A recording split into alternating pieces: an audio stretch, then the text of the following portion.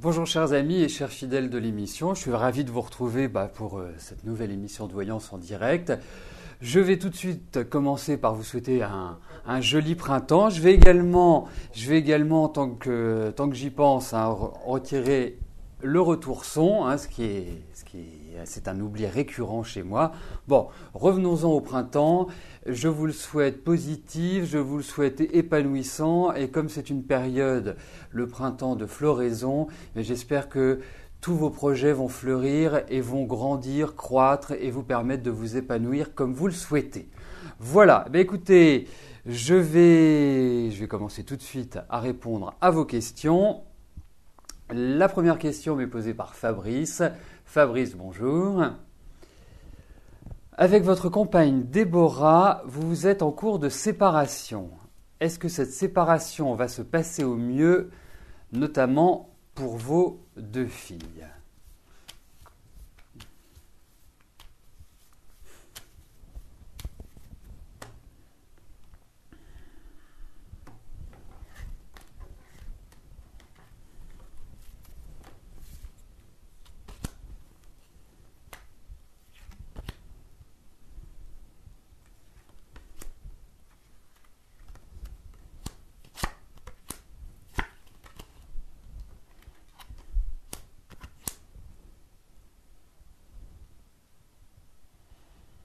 Écoutez, j'ai vu l'environnement dans une manière globale, pas, je dirais, spécifiquement par rapport à vos filles, ou vos filles et vous, ou vos filles et leur maman, ou voilà.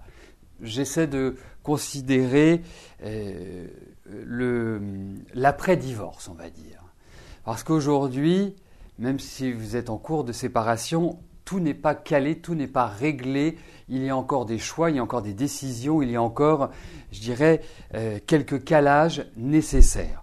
Pour moi, une fois que ces calages seront faits, une fois que vous aurez vraiment défini avec votre future ex-épouse du fonctionnement, je pense que ça roulera. L'autre chose, c'est qu'il va falloir agir quand même avec une certaine diplomatie et une certaine finesse, parce que votre épouse me paraît quand même avoir une personnalité bien trempée, avec pas mal d'entêtement. Donc quand elle a décidé quelque chose, elle ne lâche pas. Il ne faut surtout pas être frontal, à mon sens, avec elle. Voilà ce que je puis vous en dire, mais je pense que ça va s'équilibrer. Ensuite, vous savez, vous avez deux filles, elles ont les mêmes parents, même papa, même maman, mais elles vous perçoivent différemment. Elles vous perçoivent avec leurs yeux, avec leurs sentiments, avec leur mode de pensée. Et effectivement, si vous souhaitez approfondir, voir l'impact que ce divorce peut avoir sur vos deux filles, nous pouvons bien évidemment le faire en privé, par de la numérologie ou de l'astrologie qui, je dirais, va me permettre d'être beaucoup plus précis sur l'impact de ce divorce sur vos filles. Voilà. Bon, mais en tout cas, je pense qu'il faut prendre un peu votre mal en patience à l'heure actuelle. Il faut faire le dos rond. Alors, je vais valider les questions qui sont arrivées.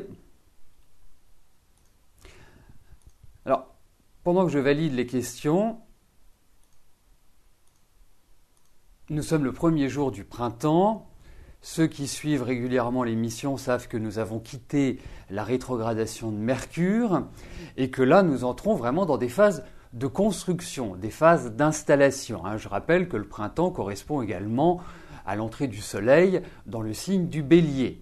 Donc c'est un signe dynamique, c'est un signe puissant, c'est un signe qui a un peu d'impulsivité, parfois un peu manque de maîtrise de lui, mais globalement c'est un signe qui donne du dynamisme, qui donne cette capacité à mener les choses par soi-même, même si parfois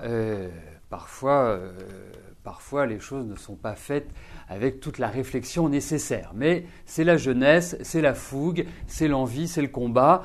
Donc, Si on le fait de manière analogique, on va dire que le printemps est véritablement la période, et astrologiquement c'est confirmé, c'est la période où si vous avez des projets nouveaux à lancer ou si vous souhaitez vraiment faire avancer et avancer dans votre vie, c'est le moment maintenant d'agir. Voilà. Bon, ça reste toujours une généralité, c'est un petit peu ce qui... les énergies qui nous entourent, ça ne s'applique pas de la même manière pour tous, mais d'une manière générale, c'est une période pour entreprendre.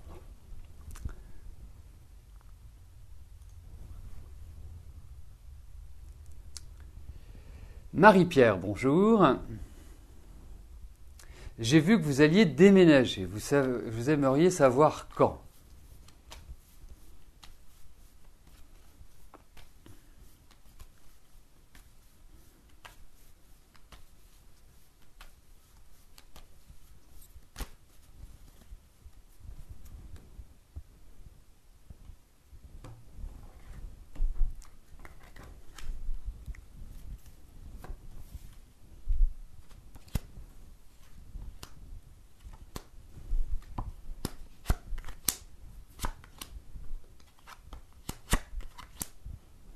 Alors écoutez, déjà je pense que ce n'est pas un déménagement rapide, c'est-à-dire dans la foulée de cette émission, de notre discussion et de ma réponse.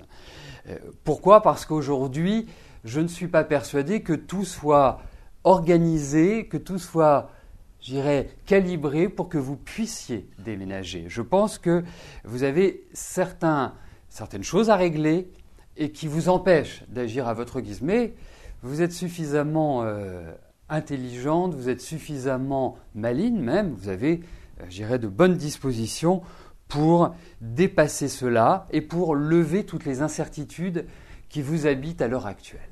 Ensuite, on sent qu'il y a véritablement un changement. C'est un projet, moi, que je sentirais quand même un petit peu plus sur la deuxième partie de l'année, sur le deuxième semestre. C'est un petit peu... Mais il y a cette idée de changement radical. Je suis même en train de me demander si vous n'allez pas changer soit de département ou de région, enfin, passer dans un autre rythme, dirais-je, Marie-Pierre. Mais en tout cas, je pense que c'est plus sur, on va dire, entre juin et octobre-novembre. Voilà, c'est plus une période comme ça que je ressens.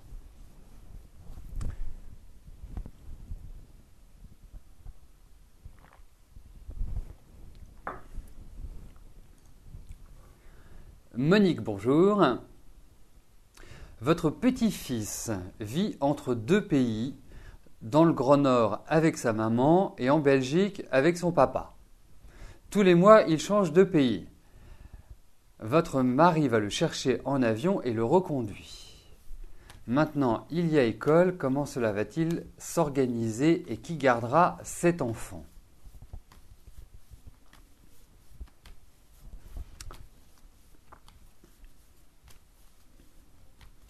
Alors Monique, j'essaie, au vu de votre message et vu le nombre d'informations et de questions qui restent en suspens, j'essaie d'y trouver une question de synthèse.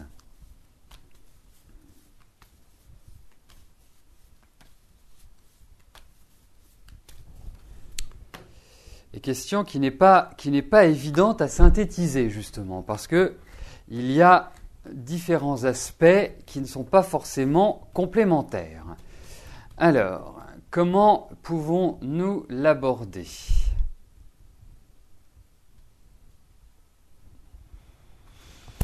Écoutez, on va regarder, on va suivre le message des cartes, trouver l'inspiration.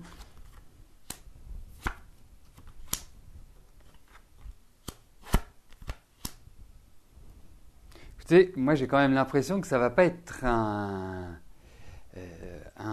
problème qui va être facile à régler.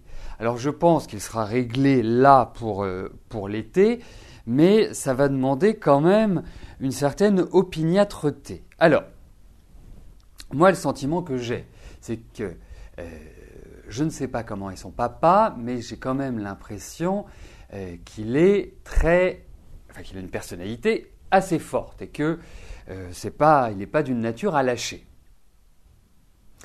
Pour moi, par rapport à votre petit-fils, j'ai quand même l'impression que cette année, il y a la maman qui est beaucoup plus favorisée.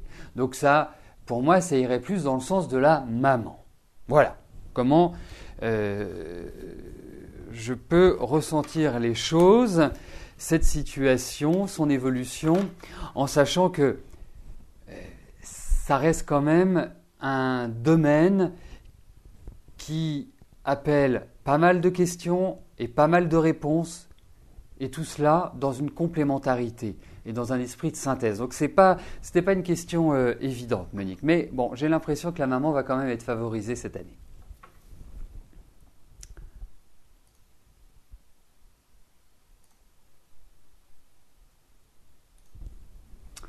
Ouda, bonjour.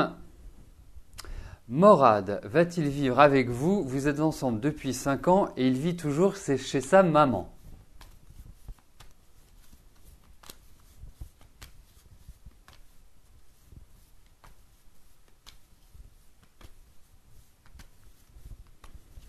Alors, regardons s'il y a l'idée d'une installation ensemble.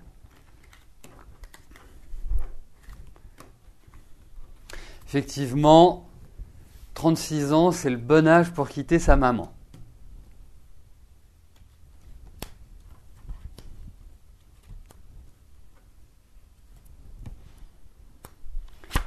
Et je comprends, Ouda, parce que vous êtes quand même plutôt quelqu'un qui avait très vite pris en main vos responsabilités et vous vous êtes assumé très jeune.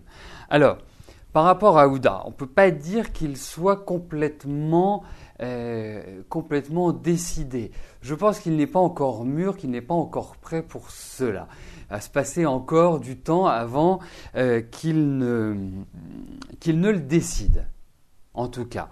En revanche, ce que je peux vous dire, c'est qu'il y a une transition qui se profile à partir de juillet-août.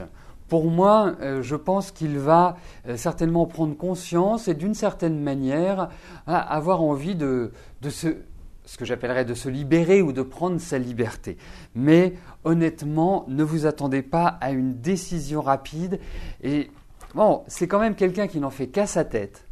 C'est quand même quelqu'un qui a une forte personnalité, bon, qui a un sens de la famille indiscutablement, mais il aime sa liberté et il n'a pas envie d'être quelque part soit sous le joug de quelqu'un ou soit d'être obligé de rendre des comptes. Ce n'est pas tellement dans sa nature. Voilà. Donc pour moi, effectivement, il est bien chez sa maman parce que je pense que sa maman lui fout une paix royale.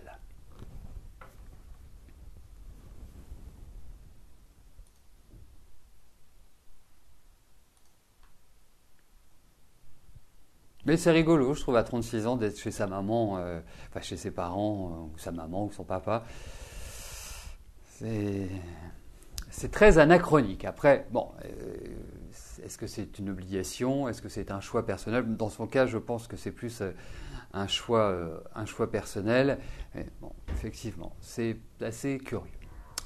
Bref, en tout cas, Ouda, j'espère qu'il va finir par se décider, mais c'est pas dans les tuyaux pour moi. Christelle, bonjour. Est-ce que je vois quelque chose d'important au niveau du dos? Vous avez des douleurs depuis quelque temps et vous ignorez si cela annonce un souci ou si c'est bénin.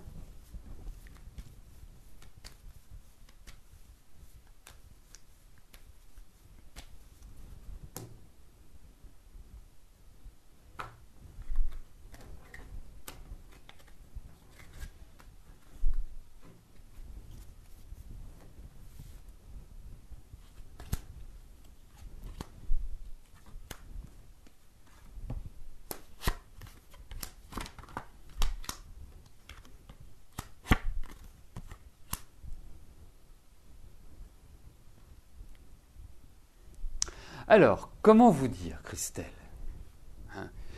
Je trouve que vous êtes dans une phase où tout ce qui est au niveau de l'ossature est fragilisé. Ça ressort dans les cas. Donc, ensuite, je ressens qu'il y a l'intervention d'un médecin. Donc, ça ne passera pas tout seul. La troisième chose, c'est que, effectivement, c'est marrant parce que je verrais bien une petite boule d'eau. Je ne sais pas comment ça peut s'appeler, mais comme s'il y avait une petite bosse, comme s'il y avait un gonflement, mais comme s'il y avait quelque chose à l'intérieur. Comme si c'était lié à l'élément eau. La quatrième chose, je vais me demander si c'était grave. Ben, je vais vous rassurer parce que pour moi, ce n'est pas grave. C'est un enquiquinant, mais pas grave. Ça va se régler, votre problème. Donc, pas d'angoisse, mais allez consulter un médecin, il ressort. Hein. C'est ce qui illumine votre jeu.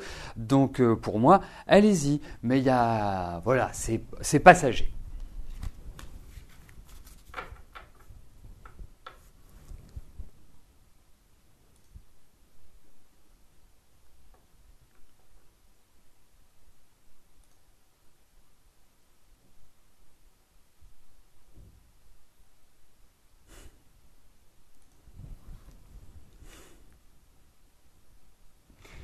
Stéphanie, bonjour. Vous êtes en relation avec Yvan. Vous aimeriez savoir si cette personne est fidèle et ce que je pense de lui.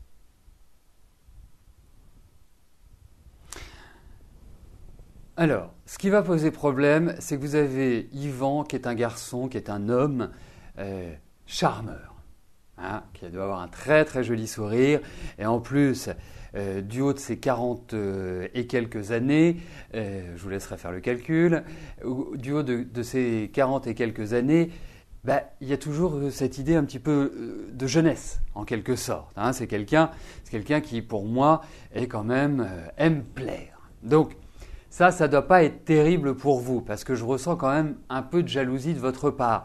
Et d'une autre manière, c'est comme si à l'heure actuelle, Yvan avait pris un peu ses distances par rapport à vous. C'est comme s'il s'isolait de vous, comme si il n'avait plus le même rapport à votre personne. Ensuite, je comprends parce que vous êtes très passionnée, vous êtes amoureuse et il y a quelque chose de très fort entre vous physiquement. Alors, moi je pense qu'il ne faut pas se mettre martel en tête.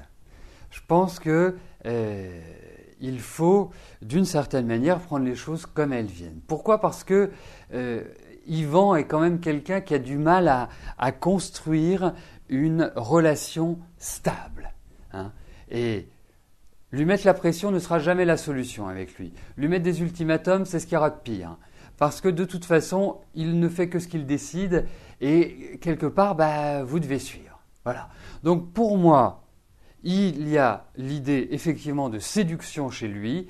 Il y a l'idée où ce n'est pas chose facile que de vivre avec lui et de construire avec lui, hein, parce que il a quand même en plus une façon de parler, une maîtrise du langage qui n'est pas toujours facile à contrer.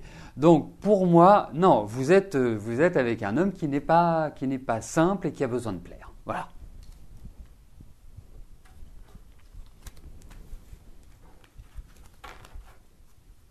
Voilà, ça c'est mon premier ressenti, effectivement, la capacité d'aller beaucoup plus loin par la numérologie, mais malheureusement, ça prend trop de temps et ce n'est pas possible dans l'émission. Mais bon, en tout cas, déjà, vous avez des premières informations et j'espère qu'elles vous aideront.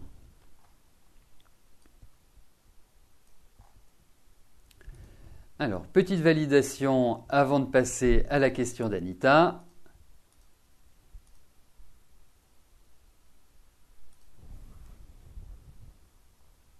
Anita, bonjour.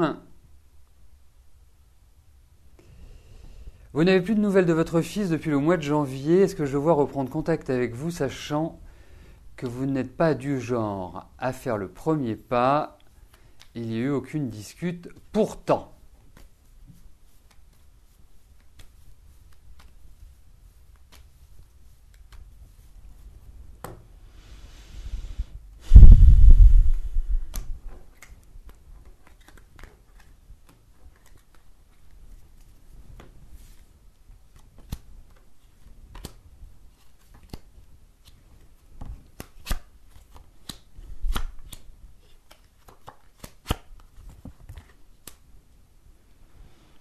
Alors, vous savez, en tant que fils, parce que forcément je le suis,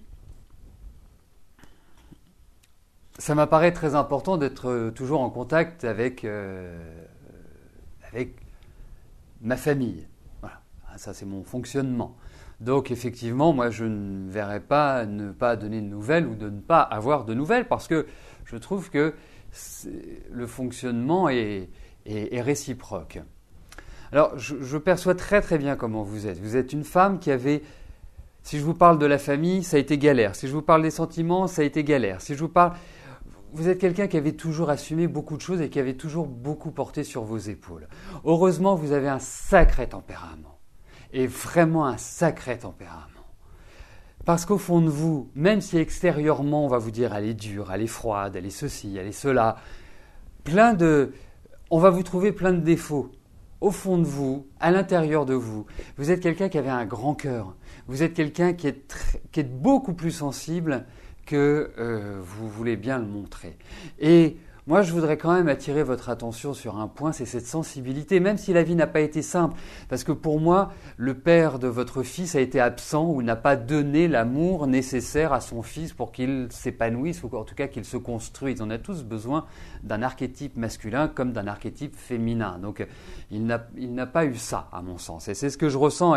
Et quelque part, dans vos relations, même s'il y a à mon sens, de la proximité, c'est un petit peu de l'amour et c'est un peu amour et rejet. Ça dépend de ça dépend des moments. Et moi, je vous encouragerais vraiment à devenir quelque part un peu plus souple. Je sais que la vie n'a pas été simple. Je sais que vous avez vraiment traversé de grandes tempêtes et que quelque part, vous avez compté que sur vous parce que vous n'aviez aucune aide extérieure. Mais bon, moi, je trouve que ce serait bien que vous passiez un petit coup de fil à votre fils ou lui envoyer un petit SMS en lui disant « Maman pense à toi » ou ceci, être un petit peu plus chaleureux. Mais c'est valable aussi pour lui et c'est une discussion, c'est une construction. Pour moi, vous allez le voir. Pour moi, j'ai l'impression qu'il va venir. C'est pas forcément dans l'immédiat. Votre fils est quand même quelqu'un d'assez paradoxal parce que c'est un mélange d'anxiété et de dureté. Donc, c'est pas toujours facile à gérer. Mais en tout cas, pour moi, oui, il y a cette idée de retour. Vous allez avoir de ses nouvelles, vous allez le voir. Voilà. Il n'y a pas de souci de ce côté-là. Mais bon, c'est une année qui est un petit peu délicate pour vous. Je sens que vous sentez un peu le poids de la solitude. C'est pas simple. Voilà. Bon. Mais en tout cas, tenez-moi au courant et j'espère que ce charmant garçon va donner des nouvelles à sa maman. Bien écoutez, nous arrivons aux 2 dernières questions de notre émission. Catherine, bonjour. Vous avez des soucis de trésorerie. Est-ce que cela va se rétablir avant la fin de l'année ?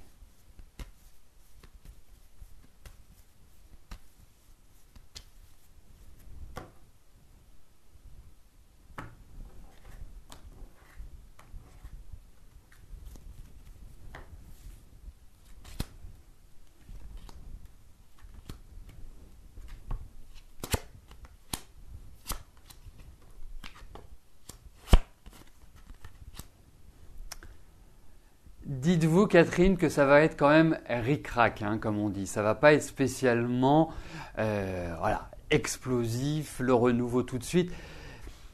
En fait, j'ai le sentiment que vous ne savez plus par quel bout prendre les choses, plus comment vous retourner. Et ça fait quand même 2-3 ans que petit à petit, ça décline. Alors, pour moi, je trouve que la fin de l'année c'est pas forcément un redressement immédiat, mais va peut-être vous offrir d'autres opportunités pour arriver l'année prochaine à une meilleure situation ou en tout cas à être beaucoup plus à l'aise sur ce plan-là. Non, ça va pas être simple. Il n'y a pas de catastrophe en vue, mais vous risquez de recevoir des mauvais courriers par rapport aux finances. Non, il faut tenir. Vraiment, vous êtes voilà, il ne faut pas se voiler la face. Vous êtes dans une tempête. Vous allez vous en sortir. Vous allez sortir de cette tempête, mais ce n'est pas forcément tout de suite. Donc patience, tenez bon. Mais sachez une chose, et c'est ça qui est important, c'est que ok, vous êtes dans une période qui est délicate, mais vous savez que derrière, il y a vraiment l'idée d'un redémarrage pour vous sur le plan des finances. Mais bon, attendez-vous quand même à quelques petits cheveux blancs. Et surtout, ne faites pas l'autruche. Alors, la dernière question m'est posée par Janine. Est-ce que votre mari va reprendre un chien ?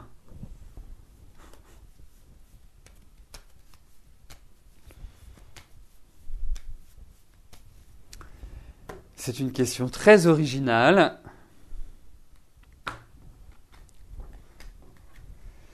Alors regardons. C'est une question singulière.